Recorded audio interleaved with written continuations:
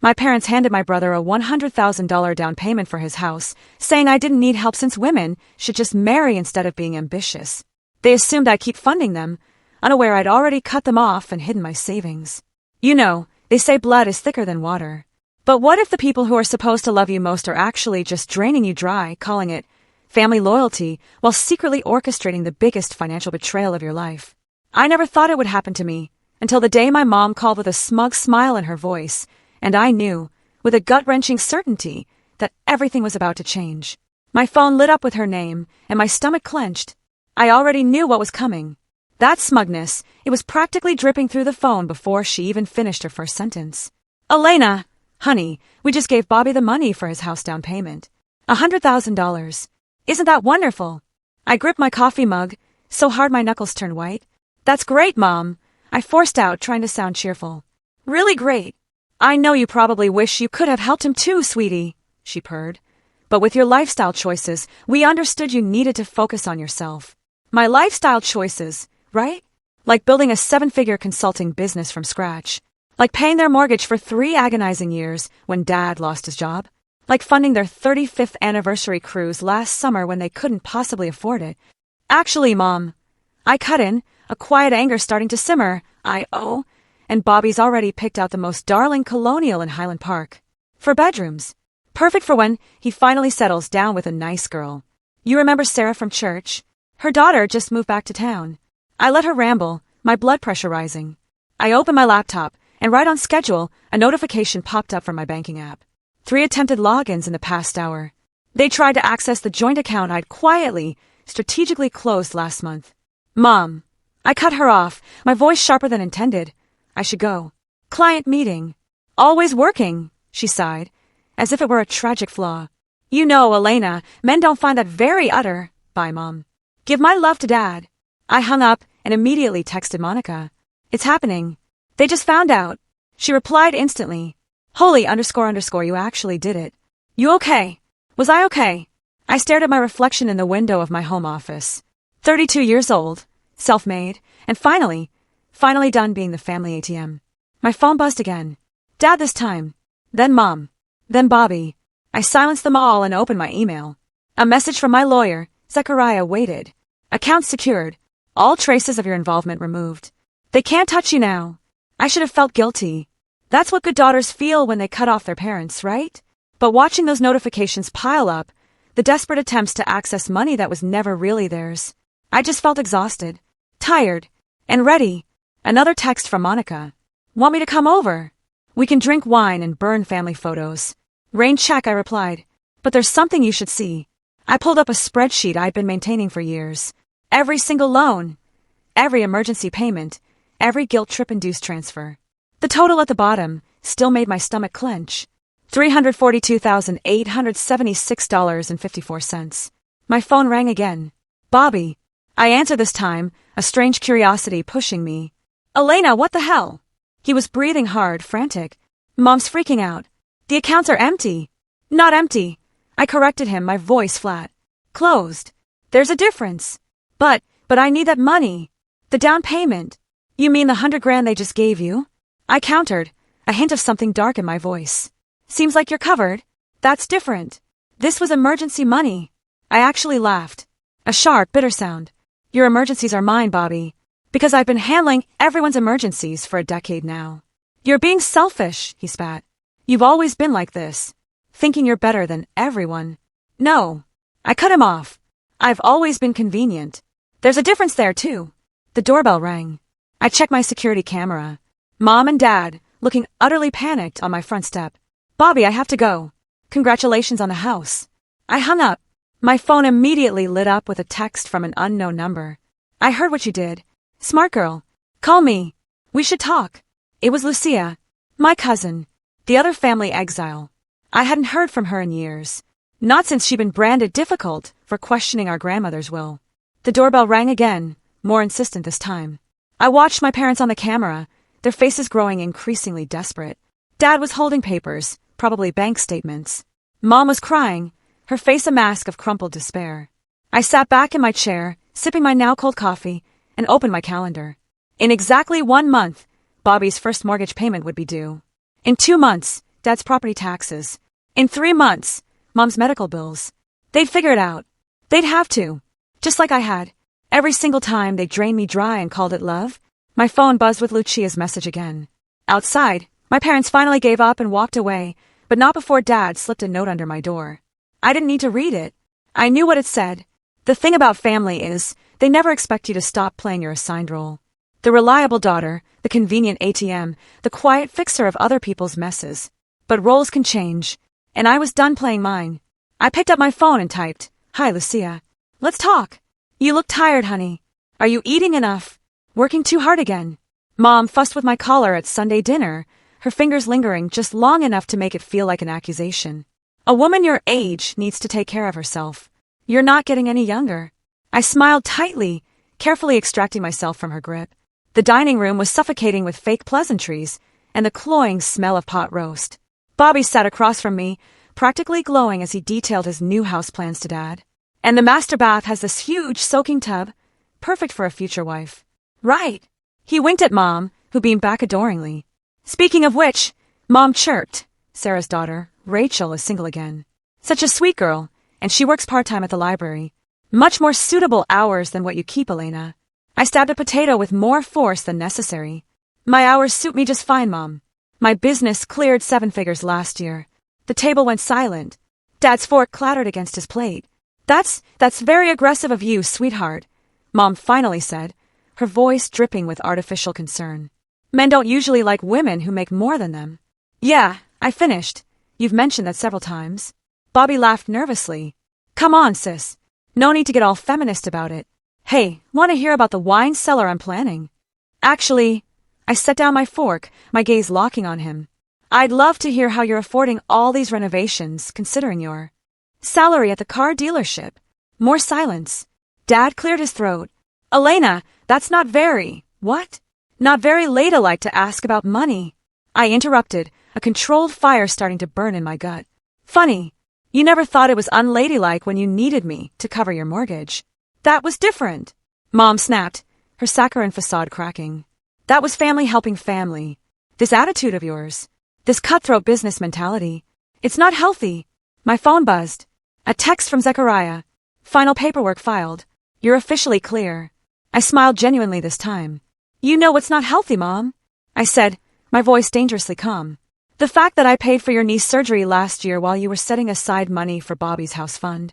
Bobby's face paled. Hey, that's not fair. You're just jealous because what? I stood up, my chair scraping back with a harsh sound that made Mom flinch. Because I worked my ass off while you coasted? Because I built something real while you waited for handouts? Or because I finally stopped being everyone's backup plan? Elena! Dad slammed his hand on the table. That is enough. Apologize to your brother right now. I laughed. A sharp, cold sound that made Mom recoil. No. What did you say? Dad demanded, his face flushing crimson. I said no. I'm done apologizing for being successful. I'm done being told I'm too ambitious, too aggressive, too much. And I'm definitely done watching you throw money at Bobby while treating me like an ATM with a personality disorder. Mom started crying right on cue. How can you be so cruel after everything we've done for you? Everything you've done for me? I pulled out my phone, opened my notes app. Let's review, shall we? Last 3 years. Your mortgage, $48,000. Mom's surgery, $35,000. Dad's car repair, $12,000. Bobby's temporary loan, $15,000. The anniversary cruise you couldn't afford, $8,000. Total, $118,000. Stop it, Dad warned, his voice a low growl. And now, I continued, ignoring him, you give Bobby $100,000 for a house he can't afford while telling me I need to be more suitable for marriage. Make it make sense, Mom. Bobby stood up, his face purple with rage. You're just bitter because you're alone. At least I'm trying to build a real life. A real life built on Mom and Dad's money, and what you thought would be my money, too, right? I challenged, my voice cutting through the tension. That's why you got Nick to co-sign instead of asking me, because you knew I'd see right through it. His silence was answer enough. My phone buzzed again. Monica, you okay? Need backup? I texted back quickly. Almost done. Meeting you in 20. If you walk out that door, Dad said quietly, his voice dangerously low, don't bother coming back. I looked at him. Really looked at him. The man who taught me to ride a bike and balance a checkbook, now threatening me for having the audacity to succeed on my own terms. That's the thing, Dad, I said, my voice steady. I'm not the one who needs to come back. I'm not the one who's going to need anything from anyone anymore. I grabbed my purse and headed for the door. Behind me, Mom called out, Elena, please. We're your family. I turned back one last time. No, you're not. You're just people who expected me to set myself on fire to keep everyone else warm. And I'm all out of matches. The door closed behind me with a soft, final click. My phone buzzed with a text from Lucia. Did you do it? Yes, I replied, walking to my car. Your turn. The sun was setting as I drove away, casting long shadows across the neighborhood where I grew up, where I learned that being a good daughter meant being a convenient one, where I finally learned to say no. Behind me, in that house with its perfectly manicured lawn and carefully maintained appearances, my family was about to learn what happens when their safety net decides to save herself instead. Your brother missed his first mortgage payment, Monica announced, sliding into our usual booth at the coffee shop. 3 weeks late and counting. I stirred my latte, completely unsurprised. Let me guess. He tried calling me first. 17 times, she confirmed, pulling out her phone. According to your blocked calls log. Also, your mom's been posting passive-aggressive Bible quotes on Facebook. Something about ungrateful children and eternal damnation. How original. I took a sip of my coffee just as my phone lit up with an unknown number. Nick. His voice came through, tight with panic. Elena, please don't hang up. It's about Bobby. I put the call on speaker for Monica's benefit. What about him? He told me you'd cover the payments if things got tight. Said it was already arranged. I never would have co-signed if you'd known he was lying. I finished for him. Yeah, that tracks. Elena, please. My credit score is not my problem. I cut in. Neither is Bobby's mortgage or his lies. After he hung up, Monica leaned forward. You know this is going to get worse before it gets better, right? They're not going to just accept that the bank of Elena is closed. As if on cue, my phone rang again. Mom. Elena. Her voice was wobbling. Baby, we need to talk about Bobby's situation. Do we? I asked, my voice flat. He's your brother. He's struggling and we can't help right now. Our savings. You mean the savings you emptied for his down payment? I supplied. A pause. That was different. We assumed you'd help if he needed it. You always have before. And that's exactly the problem, Mom. You all assumed I'd keep fixing everything. Did you ever once ask if I wanted to? If I could afford to? But you're so successful, she was crying now. You have that big business, all those clients, and that makes me what? The family piggy bank. That's not fair. We're blood, Elena. Family helps family. I thought about the spreadsheet on my laptop. Years of one way help documented in cold, hard numbers. Funny how that only seems to apply to me, helping everyone else. Is this about the house money? Are you really this jealous of your brother? No, Mom. This is about patterns. This is about consequences. Monica was watching me intently, concern etched on her face. She mouthed, You okay, Elena? Mom's voice hardened. If you don't help your brother, he could lose everything. Then he'll know exactly how I felt. Every time you drain my accounts for emergencies. Every time you dismissed my success as somehow wrong or unfeminine. Every time you picked him over me. Did you know I had to postpone buying my own house 3 years ago because Dad needed that new truck for his image? Or that I canceled my vacation last year to pay for your cruise? Silence on the line. But sure, Mom. Let's talk about Bobby losing everything. After I hung up, Monica slid her hand across the table. You're shaking. I'm angry, I corrected. There's a difference. My phone buzzed with a text from Lucia. Heads up. They're calling the whole family. Trying to paint you as unstable, ungrateful. Classic playbook. Let them, I texted back. Monica frowned at her phone. Your mom's already posted 3 more Bible quotes. And oh wow, Bobby just went live on Facebook. He's crying about family betrayal and toxic success. I laughed despite myself. Toxic success. That's new. Elena, Monica's voice turned serious. Are you sure about this? Watching them implode might feel good now, but this isn't about feeling good, I interrupted. This is about finally letting them face reality. They made their choices. They chose to enable Bobby, to exploit me, to build their whole lives on the assumption that I'd keep sacrificing myself for their comfort. And now they get to live with those choices. My phone lit up again. Nick had posted publicly about Bobby's missed payments. The comments were already flowing in. Family members choosing sides, old friends expressing shock. Your dad's texting, Monica reported. still monitoring the fallout. Says he's coming to your office tomorrow to sort this out once and for all. I pulled up my calendar, already knowing what I'd find. Perfect timing. My lawyer will be there too. Zechariah. And Lucia. I showed her the meeting invitation. Time to show them exactly what they've been playing with. Monica sat back, studying me. You know what scares them most?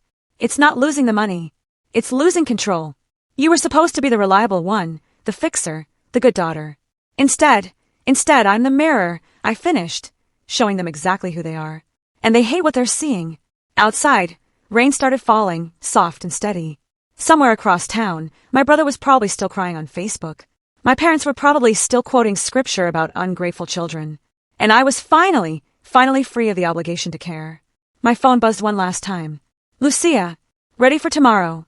More than ready, I replied. Time to show them what consequences really look like. Lucia looked exactly as I remembered her. Sharp eyes, a sharper smile, and an air of carefully contained fury. She sat across from me at the upscale restaurant, stirring her martini with deliberate precision. I saw this coming 10 years ago, she said, when they did the same thing to me. Different details, same story. The trust fund? I asked. She nodded. Grandmother left it for both of us. Your mom, my dear aunt, convinced everyone I was unstable because I questioned their authority. Next thing I knew, money gone. Family turned against me. Branded the difficult one. How much? 200,000 each. She took a sip. But you already knew that, didn't you? That's why you called me back. I pulled out my laptop, opened a folder labeled Family Assets. Look at this. I turned the screen toward her. 3 weeks before they gave Bobby the house money, there was a transfer from an old account. One I used to fund their emergencies. Lucia leaned forward, eyes narrowing. They used your own money to give in the down payment. 40,000 of it. Money I'd sent them last year for Mom's medical bills. I closed the laptop. Bills that mysteriously never got paid, according to the hospital's records. Jesus, Lucia sat back. And they still don't think they did anything wrong, do they? Mom's latest Facebook post calls me a daughter of Jezebel. So no. The waiter brought her entrees. We ate in silence for a moment before Lucia spoke again. There's something else you should know. She pulled out her phone, showed me an email. Remember that property in Spain? The one grandfather left to all the grandchildren. My fork froze halfway to my mouth. The villa? What about it? Your mother sold it 3 months ago, without informing any of the other owners, including you. The restaurant suddenly felt too warm, too crowded. That's not possible. She'd need signatures. Forge them. All of them. I have proof. Lucia's voice was gentle but firm. She's been planning this, Elena. They all have. The money they gave Bobby. It's just the tip of the iceberg. My phone buzzed. Monica sending a screenshot of Bobby's latest social media rant. Family is everything until success makes you forget where you came from. Funny, Lucia commented, reading over my shoulder. They never seem to forget where to find us when they need money. Did you ever confront them? I asked about the trust fund. I tried. Got the same response you're getting now. Bible verses, family loyalty lectures, gaslighting about how I was imagining things. She smiled grimly. But I did something they didn't expect. What? I documented everything. Every transaction, every lie, every manipulation. Built a case so solid they couldn't twist their way out of it. She pulled out a USB drive. Just like you're doing now. She slid it across the table. Consider it insurance. My phone lit up again. Dad, this time. We're still coming tomorrow. This ends now. They have no idea, do they? Lucia mused. That we're 10 steps ahead. I thought about the meeting tomorrow, about Zechariah's carefully prepared documents, about the years of evidence I'd collected. You know what's ironic? I said.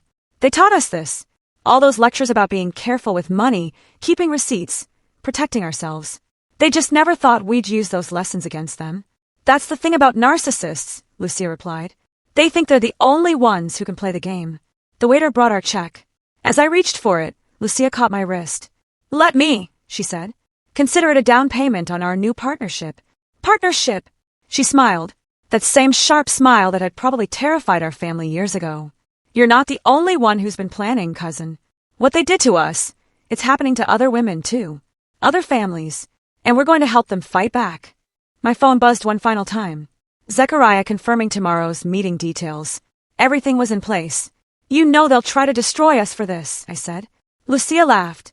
A real laugh, warm and fierce. Oh, Honey, they already tried that. Now it's our turn. We stepped out into the evening air. Two exiles turned allies. Somewhere across town, my parents were probably planning their attack for tomorrow, believing they still held all the cards. They had no idea what was coming. Ready for tomorrow? Lucia asked as we parted ways. I thought about the USB drive in my bag, about 10 years of receipts, about all the women like us who'd been silenced by family loyalty. Ready, I replied. Let's show them what daughters of Jezebel can really do. The doorbell rang at exactly 7 p.m. I watched through my security camera as Mom smoothed her hair and Dad adjusted his tie, their battle armor for confrontation. Bobby stood behind them, looking less confident than usual. I buzzed them in. Zechariah and Lucia were already seated in my home office, documents spread across the table. Elena! Mom's voice carried down the hallway. Sweetheart, in here. I called back. They filed in, faltering slightly at the sight of Lucia. Mom's face went pale. What is she doing here? Dad demanded, his voice laced with venom. Sitting, Lucia replied smoothly, a faint smirk playing on her lips. It's what people generally do during financial audits. Financial? Elena, what is this? Mom's voice trembled, fear beginning to seep in. I gestured to the chairs. Please sit down. We have a lot to discuss. If this is about Bobby's house, Dad started, his tone accusatory. This is about everything, I interrupted, opening my laptop. Every loan, every emergency, every missing dollar, including the villa in Spain. Mom's hand flew to her throat. I don't know what you're... Save it. Lucia cut in, her voice cold. We have the documentation. All of it. Zechariah cleared his throat. Mrs. Bennett. Mr. Bennett. I'm afraid you're in quite a serious situation. Fraud.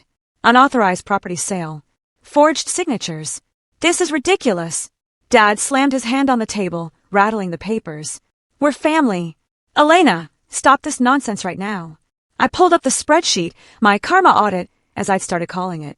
Let's start with last year. March, you needed $15,000 for Mom's knee surgery.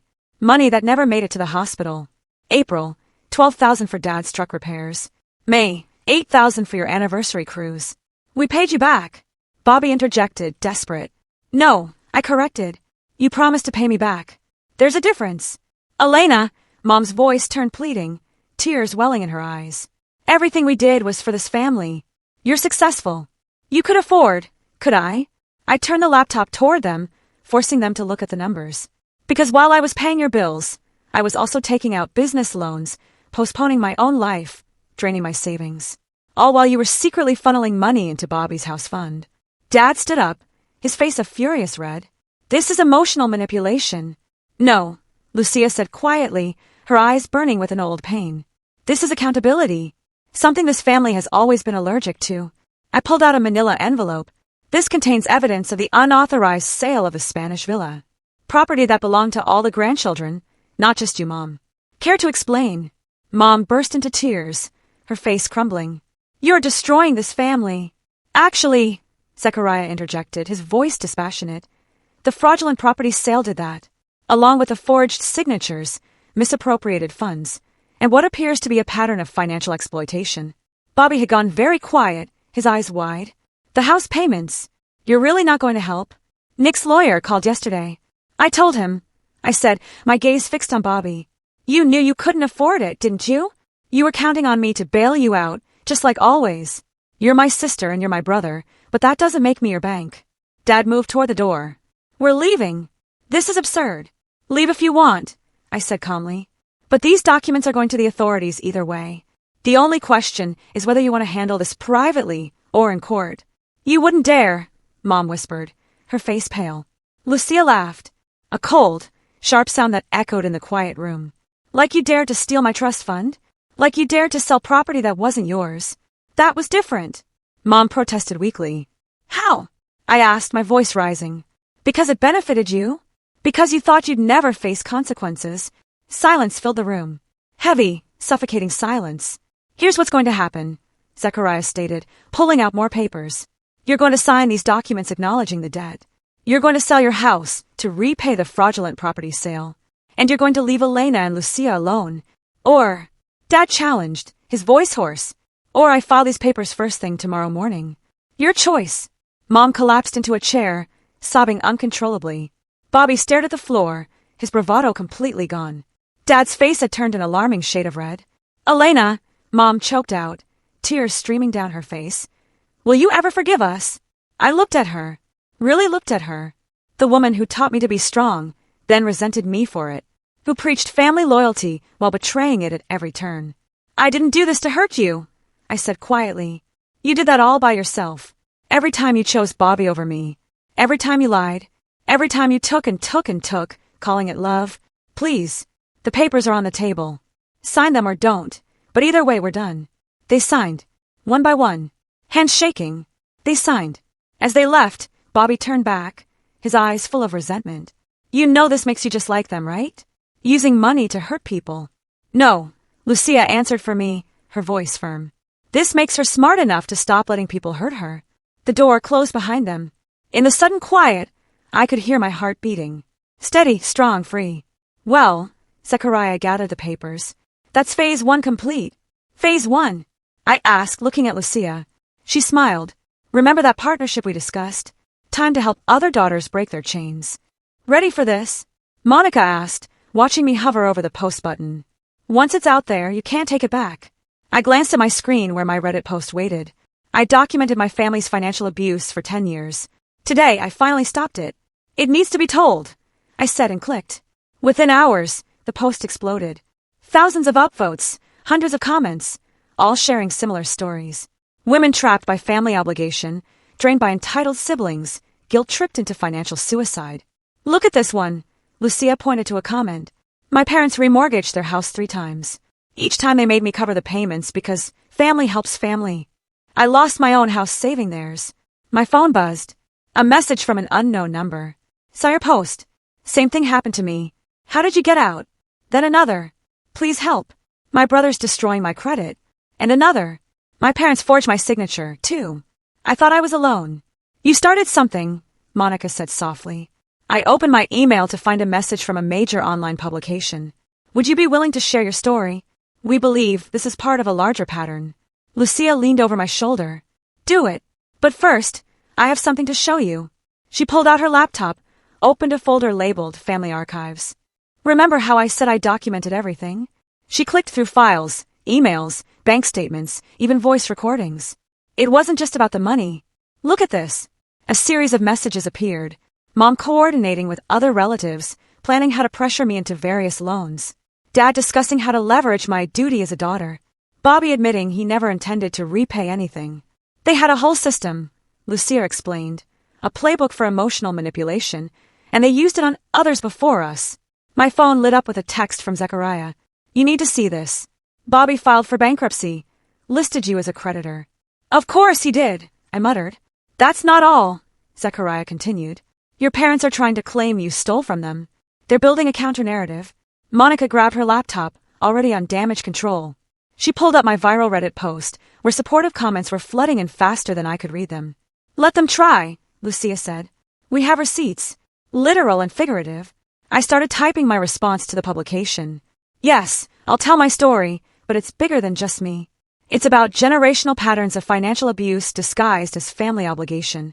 Wait! Monica interrupted. Look at this. She turned her screen to show a Facebook post from Mom. With heavy hearts, we must address the lies being spread about our family. Our daughter, influenced by toxic individuals, has chosen money over blood. Toxic individuals, Lucia laughed. That's rich coming from the woman who stole her niece's trust fund. My phone buzzed again. Nick. Elena, we need to talk. Bobby showed me some documents that don't match what you posted. Forward that to me. Zechariah texted immediately. They're getting desperate. I looked at the growing response to my post. The women sharing their own stories, the pattern emerging clear as day. Then I did something I'd been planning for months. I opened a new document and started writing an open letter to daughters who were made to pay. I see you. The ones who were told that love means empty bank accounts. The ones who are called selfish for having boundaries. The ones who were made to feel guilty for their success. What are you doing? Monica asked. Creating a blueprint, I replied. For every woman who needs to escape what I did. Lucia nodded approvingly. Add the legal resources, the documentation strategies, everything we learned. My phone kept buzzing. More messages, more stories, more women finding their voice. They're going to say you're bitter, Monica warned. That you're airing dirty laundry. Let them, I said, still typing. The truth doesn't need their permission. A notification popped up. Bobby had gone live on Facebook again, crying about family betrayal. But this time, the comments weren't sympathetic. Other stories were emerging. Other victims of his financial schemes speaking up. Your parents just listed their house, Zechariah texted. Below market value. They're scrambling. Lucia squeezed my shoulder. Ready for phase 2? I looked at my screen, at the growing community of women sharing their stories, at the blueprint we were creating for escape and recovery. More than ready, I replied, and added one final line to my open letter. To every daughter who was made to pay for the privilege of being family, your worth isn't measured in dollars given or debts forgiven. Your freedom starts the moment you stop accepting guilt as currency. I hit post just as another message came through from a women's advocacy group. We'd like to help you create a formal program. Too many women need this. See? Lucia smiled. Sometimes the best revenge isn't staying quiet. It's helping others find their voice. Monica raised her coffee cup. To karma, and making it a tax write-off. Your brother forged your signature, Zechariah announced, spreading documents across my office table. Multiple times, actually. On loan applications, credit cards, even a car lease. I stared at the papers, at Bobby's clumsy attempt to replicate my signature. When? Over the past year, Zechariah continued, he was setting up a safety net, planning for when the house scheme fell apart. He pointed to a date. This one's from just 2 weeks before they gave him the down payment. Lucia, who'd been quietly observing, leaned forward. He knew. They all knew this would happen. My phone buzzed. Monica sending screenshots of Mom's latest social media crusade. Prayer warriors needed. Satan is attacking our family through material greed. They're selling the house, Lucia reported, scrolling through her phone. Listed it yesterday. Way under market value. They have to, Zechariah explained. The fraud investigation is gaining momentum. Better to sell now than lose it in court. Another buzz. A text from Nick. Elena, I'm filing charges against Bobby. The evidence you shared. There's more victims. Many more. I started typing a response when my office door burst open. Bobby stood there, face red, eyes wild. How could you? He shouted. They're losing everything because of you. Sir, you can't be here. My assistant called from behind him. Because of me? I stood slowly, my voice calm, but with an edge of steel. Not because of the fraud, the forgery, the years of theft disguised as family obligation. I was going to pay it back once the house appreciated. Once you'd squeeze more money out of me. I held up the forged documents. Like with these. He paled slightly. Those aren't. I can explain. Save it for the investigators, Zechariah interrupted, his voice cutting. They're very interested in your explanation. Bobby's face crumpled. Mom and Dad are devastated. They might lose their retirement. They lost their retirement the moment they chose to enable you, Lucia said coldly. Elena just exposed what they did to themselves. My phone rang. Dad. I answered on speaker.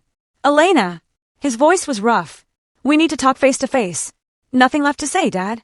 Please. Your mother. She's not well. The stress of getting caught. Lucia interjected. Silence. Lucia, you're still poisoning my daughter's mind. No, Uncle Stuart. Just helping her see clearly. Something you never wanted. Bobby moved toward me, hands raised pleadingly. Sis, please, we can fix this. Make it right. Make it right. I pulled out my documentation folder. Like when you made right the $15,000 you borrowed for your startup. Or the $8,000 for your ex-girlfriend's ring. Or should we talk about the credit cards you opened in my name? I was desperate. You were entitled. I corrected. There's a difference. My assistant appeared with security. Bobby didn't resist as they let him out, but his last words hung in the air. You'll regret destroying this family. The family destroyed itself, Lucia said quietly. We're just refusing to sync with it. My phone buzzed again. A message from the women's advocacy group. Support group launches next week. 20 women already registered. You're changing lives. Dad was still on the line. Elena, whatever you want. Name your price. Just stop this. That's the problem, Dad. You still think this is about money. Then what? What do you want? I thought about the women in the support group, about Lucia's stolen trust fund, about years of manipulation and guilt. I want you to understand what you did. Not just to me, but to every woman you taught to sacrifice herself for family. Every daughter you treated like a bank account. We loved you, he whispered. No, you used me. There's a difference there, too. After I hung up, Lucia showed me her phone. Mom and Dad's house had sold, well below value. Cash offer. Immediate closing. They're running, she observed. Let them, I replied. The documentation is already with the authorities. Zechariah gathered his papers. The fraud investigation goes public next week. More victims are coming forward. This is bigger than your family now. My phone lit up with another message from a woman in the support group. You gave me courage to check my credit report. Found out my parents took out loans in my name, too. Thank you for helping me see the truth. That's what terrifies them most, Lucia mused. Not the money, not the legal consequences. It's the truth finally being spoken. I looked around my office, at the evidence of my success, at the life I'd built despite them, at the community growing from the ashes of what they tried to destroy. You know what Mom used to say? I told Lucia, a good daughter keeps family secrets. She smiled grimly. Good thing we're not interested in being good daughters anymore. My phone buzzed one final time. Monica, your story just got picked up by a major network. Ready to go national with this? I thought about all the other daughters out there drowning in family obligation and financial abuse. Ready, I replied. It's time everyone heard the truth. Welcome to Financial Freedom for Daughters. I addressed the packed conference room. I'm Elena, and like many of you, I was taught that love means empty bank accounts. Hundreds of women looked back at me, some tearful, some angry, all nodding in recognition. Lucia stood at the back, giving me a thumbs up. Today, we're going to talk about breaking chains, I continued. About the difference between family loyalty and financial abuse.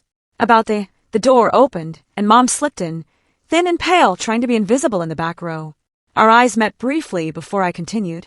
About the moment you realize that saying no doesn't make you a bad daughter. After the session, while women lined up to share their stories, Monica rushed over with her laptop. Bobby's sentencing just came down, she announced. 3 years for fraud. Nick's testimony sealed it. And Dad, Lucia asked, joining us. Fled to Spain last week, Monica replied. But the authorities are already aware of the property fraud. It's only a matter of time. I noticed Mom still sitting in the back, clutching her purse.